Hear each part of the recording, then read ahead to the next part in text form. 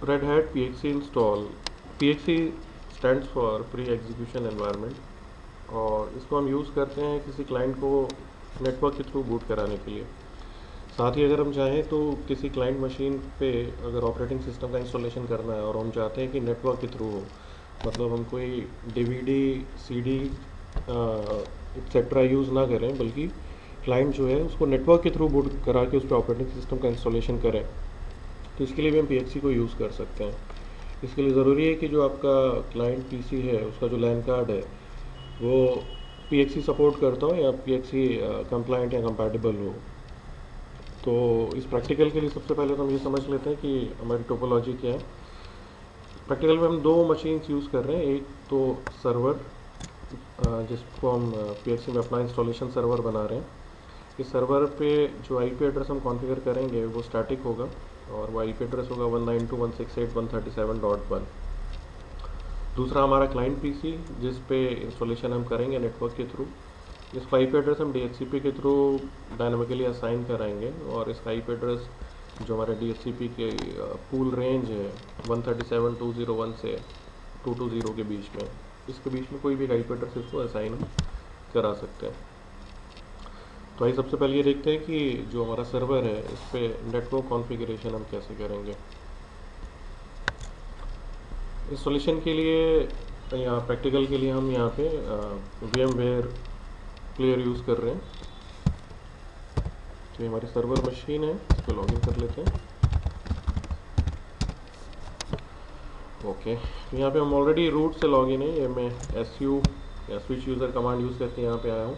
और यहाँ पे आप ऊपर अगर देखें तो नेटवर्क जो है ये डिसकनेक्टेड हमें दिखा रहा है फ़िलहाल।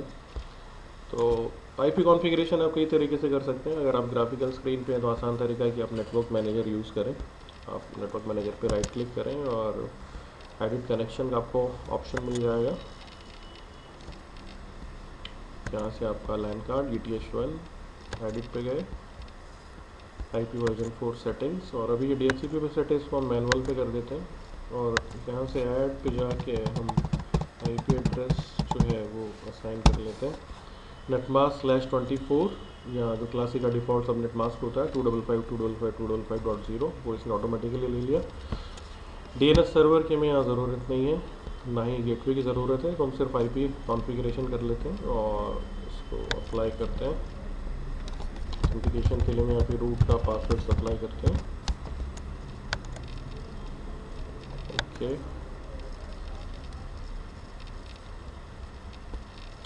ये आईपी हमारी कॉन्फ़िगर हो गई है। इन केस अगर जो इंटरफेस है अगर आपको उसके बाद भी डिस्कनेक्टेड दिखता है तो आप इस पर क्लिक करके कनेक्ट कर सकते हैं, या फिर आप ifup कमांड यूज़ कर सकते हैं, ifup ETH0।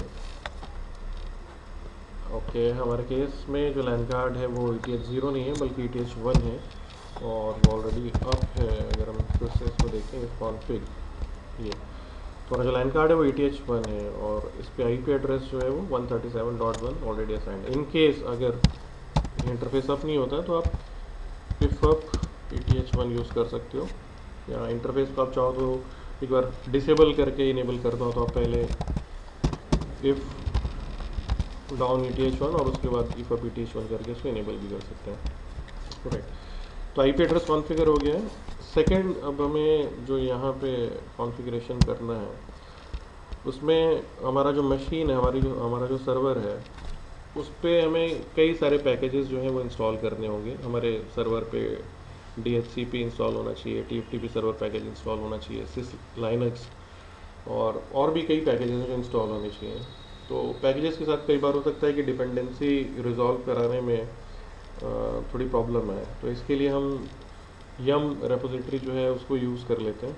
तो यम क्रिएट करने के लिए हम बजाय इसके कि फाइल्स कॉपी करें हार्ड डिस्क पे DVD से, हम यम जो है उसको डायरेक्ट DVD से ही रन करा लेते हैं।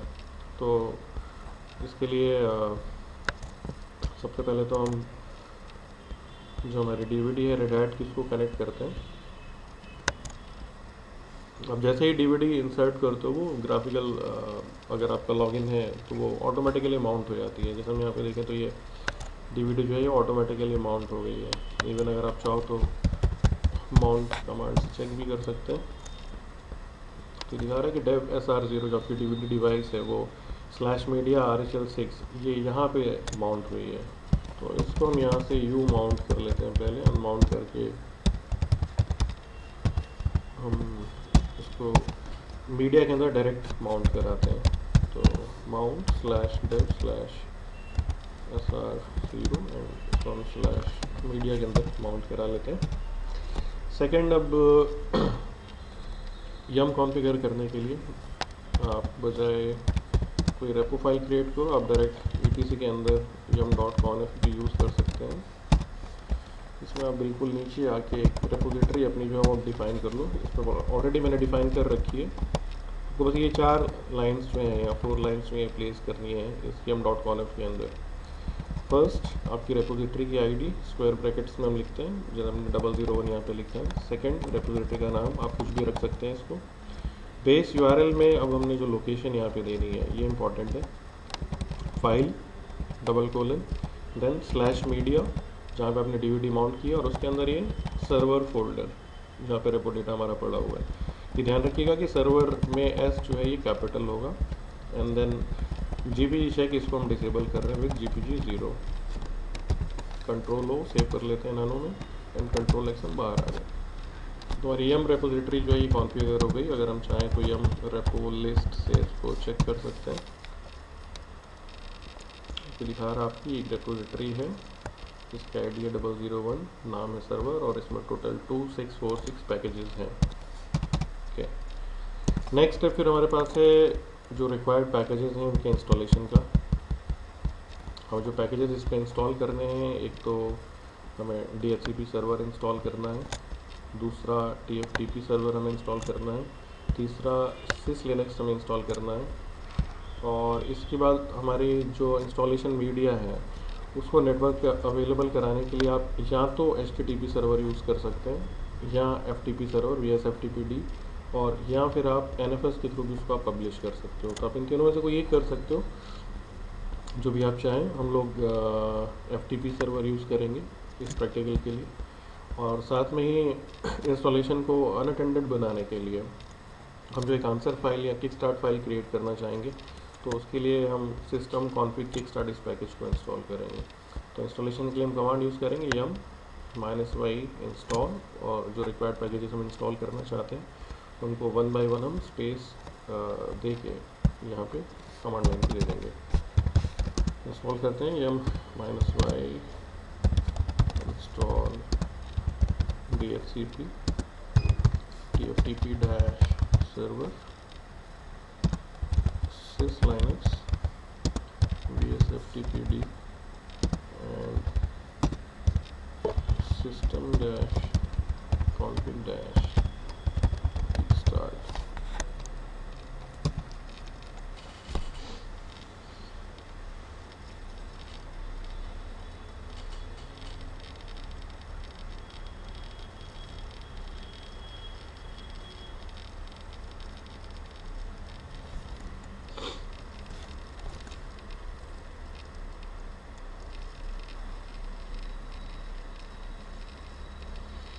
यम यूज़ करने का फ़ायदा ये है कि डिपेंडेंसीज जो है वो ऑटोमेटिकली रिजॉल्व हो जाती हैं आपकी। राइट, तो ये 6 पैकेजेस जो थे डिपेंडेंसी के साथ थे, और ये इंस्टॉल ऑलमोस्ट हो ही चुके हैं। नेक्स्ट फिर हम इसमें जो है अपना 1 by 1 सारे सर्वर्स कॉन्फ़िगर करके आप करते हैं। तो सबसे पहले हम यहाँ पे अपना DHCP सर्वर जो है उसको कॉन्फ़िगर करते हैं। DHCP सर्वर का कॉन्फ़िगरेशन हम एक तो कॉन्फ़िगर करेंगे अलाउ बूटिंग, ताकि DHCP सर्वर जो बूटिंग अलाउ करे, अलाउ बूट पे बूट प्रोटोकॉल अलाउ करे। DHCP सर्वर को हम अथॉरिटेटिव बना रहे हैं, प्लस यहाँ पे ये हमारी सबनेट की डिक्लेरेशन है जो IP एड्रेस हम असाइन कराना चाह रहे हैं। सबनेट 137.0 उसका सबनेट मास्क, देन जो रेंज हम यहाँ पे डिफाइन कर रहे हैं, रेंज डायनामिक बूट भी हम करेंगे 137.201 से लेके 137.220 के बीच की IP असाइन करें। डिफ़ॉल्ट लीज टाइम हमारा जो है 600 सेकेंड्स का है, 10 मिनट्स, और मैक्सिमम लीज टाइम जो है वो 1200 सेकेंड्स का है, that is 20 minutes. Next server में हम IP एड्रेस स्पेसिफाई करते हैं अपने TFTP सर्वर का। TFTP सर्वर के थ्रू ही हम बूट फाइल्स जो हैं वो क्लाइंट तक पहुंचा रहे हैं। तो DHCP सर्वर का काम होगा कि ये सबसे पहले क्लाइंट को उसका IP एड्रेस असाइन करे और फिर उसको ये बताए कि जो TFTP सर्वर है उसका एड्रेस है 137.1 और वहाँ से जो फाइल क्लाइंट को पिक करती है वो है pxclinux.0। तो ये PXC इंस्टॉलेशन में जो हम DHCP सर्वर यूज़ करते हैं उसमें ये दो एडिशनल लाइन सेक्टर जो नीचे हम यूज़ कर रहे हैं, नेक्स्ट सर्वर और फाइल नेम और प्लस ये जो हमने यहाँ पे यूज़ किया है allow booting, allow boot P and authoritative, ये एडिशनल है। तो DHCP सर्वर कॉन्फ़िगर करते हैं पहले। DHCP सर्वर की जो कॉन्फ़िगरेशन फाइल है, आप एडिटर नैनो या VI जो भी आप चाहें यूज़ कर सकते हैं। ETC के अंदर DHCP और इसके अंदर dhcpd.conf। बाय डिफ़ॉल्ट ये जो फाइल है ये ब्लैंक होती है, तो यहाँ पे आपको एक मैसेज भी मिल रहा है कि आप चाहें तो इस फाइल को यूज़ कर सकते हैं, user share doc DHCP then उसका वर्जन और dhcpd.conf.sample। इस फाइल में आपको सैम्पल सबनेट डिक्लेरेशंस जो हैं वो मिल जाएंगी। आप इसको भी यूज़ कर सकते हैं, आप चाहें तो ब्लैंक जो है यहाँ से क्रिएट भी कर सकते हैं। तो हम कॉपी पेस्ट कर लेते हैं, ज़्यादा आसान रहेगा। cp/user share doc dhcp and then dhcpd.conf.sample। इसको हम /etc के अंदर dhcp फोल्डर में dhcpd.conf के नाम से सेव कर लेते हैं, राइट कर लेते हैं और अगेन अब हम फिर से इसको ओपन करते हैं। तो ये अब आपका सैम्पल कॉन्फ़िगरेशन इसमें ऑलरेडी अवेलेबल है। तो इसमें हमें सिर्फ एक सबनेट जो है ब्लॉक चाहिए, बाकी सारी चीज़ें हम जो यहाँ से हटा देते हैं। लीज टाइम रख लेते हैं हम, अथॉरिटेटिव रख लेते हैं, बाकी आप ये हटा दो। इसमें सबनेट आप चाहो तो ये रख लो, subnet slightly different configuration for an internal subnet and बाकी नीचे अगेन हम बाकी सब कुछ हटा देते हैं।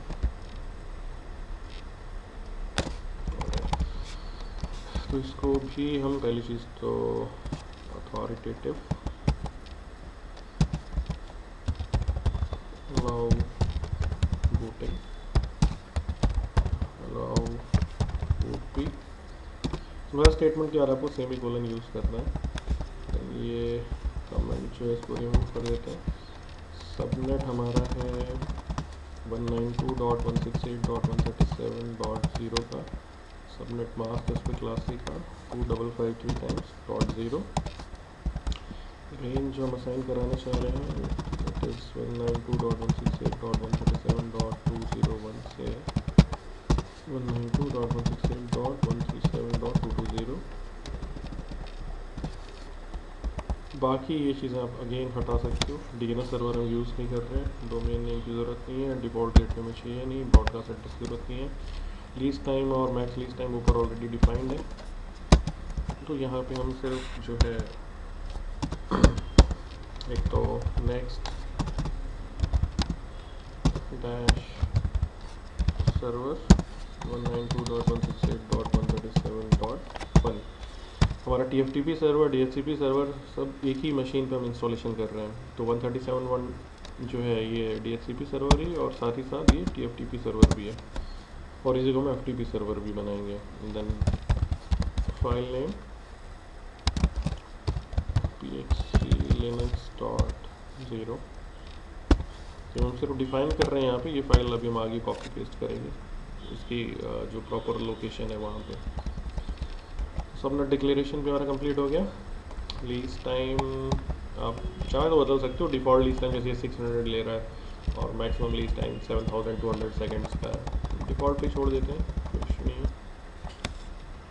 ऑलराइट, सेव कर लें, control O control X, service इसकी स्टार्ट कर लेते हैं। सर्विस DHCP स्टार्ट, DHCPD होगा एक्चुअली में, ये स्टार्ट हो जाएगी और अभी ये फेल हो रही है, शायद कहीं पे कुछ गलती है सिंटैक्स में, चेक कर लेते हैं।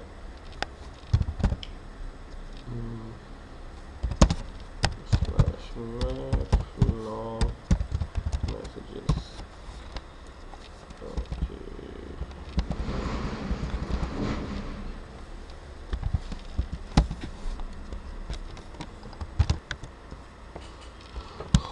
ओके, तो चेक कर लेते हैं।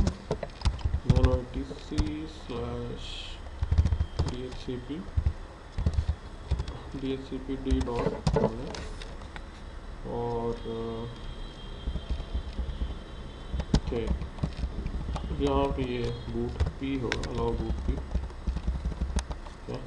Control O control X and service dhcpd start. अगर आप चाहते हैं बूट टाइम पे भी ऑटोमेटिकली स्टार्ट हो जाए सर्विस, तो chk config dhcpd ऑन, चाहे तो चेक कर लें, chk config -list dhcpd। Okay, तो ये रन लेवल 2, 3, 4, 5 में ऑटोमेटिकली ऑन होगी। ठीक है, तो DHCP सर्वर हमारा जो है ये कॉन्फ़िगर हो गया। नेक्स्ट हमें जो है TFTP सर्वर हम अपना कॉन्फ़िगर करते हैं। TFTP सर्वर जो है ये डायरेक्टली इसका डेमन रन नहीं करता, बल्कि साइनेट कंट्रोल करता है इसको। तो बाय डिफ़ॉल्ट TFTP सर्वर जो ये डिसेबल होता है। इसको इनेबल करने के लिए हम जो ये इसकी कॉन्फ़िगरेशन फाइल है etc के अंदर sinet.d डायरेक्टरी, और उसके अंदर TFTP नाम की एक फाइल है, इसको हम एडिटर में ओपन करके इसमें एक लाइन है डिसेबल, और बाय डिफ़ॉल्ट सेट होती है disable is equal to yes पे, जिसको हम कर देंगे disable is equal to no. और उसके बाद जो रिक्वायर्ड फाइल्स हम सप्लाई कराना चाहते हैं TFTP सर्वर के थ्रू क्लाइंट को, वो फाइल्स हम अपने TFTP सर्वर की जो डॉक्यूमेंट रूट है वहाँ पे प्लेस करेंगे। तो TFTP सर्वर का जो डॉक्यूमेंट रूट है वो ये होता है var lib tftp boot। सबसे पहले तो इनेबल करते हैं TFTP सर्वर को। तो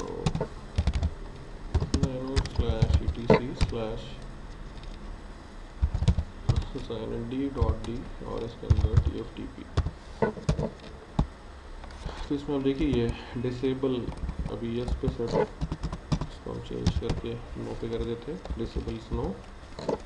और ये आपको दिखा रहा है यहाँ पे आपकी जो डिफ़ॉल्ट डॉक्यूमेंट रूट होगा var lib tftp boot। Right, हो गया। नेक्स्ट अब हम क्या करें कि हमें जो फाइल्स चाहिए उनको हम TFTP सर्वर पे कॉपी पेस्ट कर लेते हैं। तो कि जो DVD है जो हमने मीडिया पे माउंट करा रखी है, इसके अंदर एक फ़ोल्डर है ISO लिनक्स के नाम से, और इसमें ये तमाम सारी फाइल्स हैं जो अवेलेबल हैं। तो इनको हम यहाँ से उठा के कॉपी कर लेते हैं। इन फाइल्स में कुछ फाइल्स मैं जैसे बता देता हूँ। एक तो VM Linux जो है आपका कर्नेल है, initRD जो है आपकी initRD फाइल इमेज फाइल्स को हम ले लेंगे यहाँ से, और प्लस ISO linux.cfg ये आपका बूट मेन्यू है। तो cp/media/ISO linux और * हम लगा देते हैं सारी फाइल्स को कॉपी करने के लिए, प्लस इसको -c आर्काइव मोड में कॉपी करते हैं।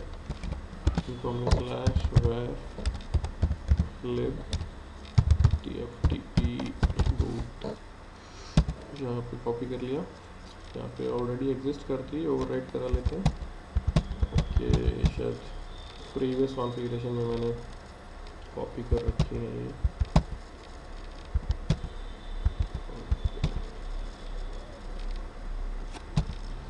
ठीक है, तो ये कॉपी हो गई।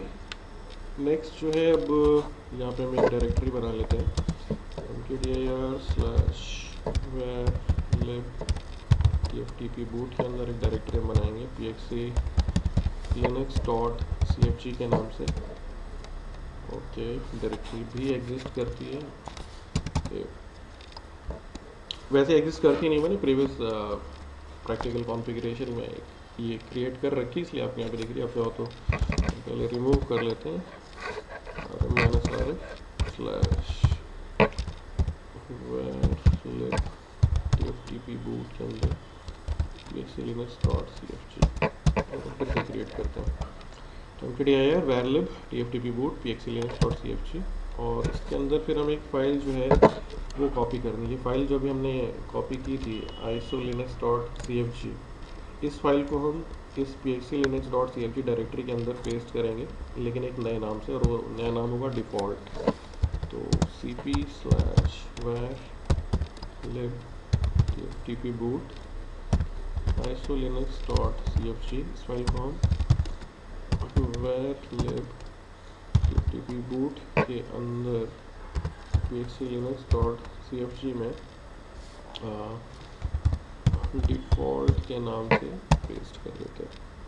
ओके, फाइनली हमें एक फ़ाइल और कॉपी करनी है और शायद वो भी पहले से यहाँ पे हो, ये चेक कर लेते हैं। Slash var lib tftp boot, हाँ जी यहाँ पे है, ऑलरेडी एग्जिस्ट करती है pxlinux.0, तो इसको भी हम पहले रिमूव कर लेते हैं।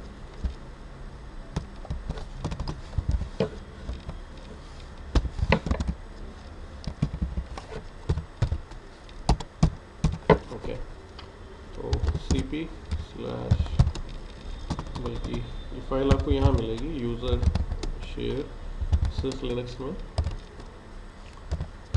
pxlinux.0, इस फाइल को हमें tftp सर्वर के डॉक्यूमेंट रूट पे पेस्ट करना है। tftp boot, ये भी होगी। ऑलराइट, तो tftp सर्वर पे भी हमारा जो काम था ये कंप्लीट हो गया है। tftp सर्वर अब स्टार्ट कर लेते हैं। स्टार्ट करने के लिए सर्विस, अब इसके लिए हम स्टार्ट करेंगे zinetd को, zinetd.d start, sorry only zinetd, service zinetd start, and इसको आप chk config से